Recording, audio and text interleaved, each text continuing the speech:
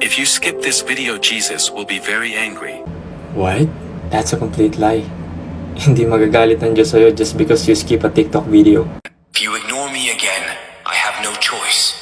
I will ignore you when you need me. What are you talking about? I know. Most of us, alam natin, obvious para sa atin yan na itong mga AI videos ay hindi naman genuine. Pero tingnan nyo to. See? May mga kumakagat pa rin dyan. Ayan oh. Kung sa atin, obvious sa atin na panloloko yan. Pero may mga taong naniniwala pa rin dyan. Unbiblical yung mga ginagawang AI videos na yan na hindi ka mapapatawad ng Diyos kapag in-skip mo tong video na to. No. 1 John 1:9. But if we confess our sins to Him, He is faithful and just to forgive us our sins and to cleanse us from all wickedness. Anyway, God sees them, yung mga content creator na gumagawa ng mga AI videos na yan. God sees their heart. Pray for them.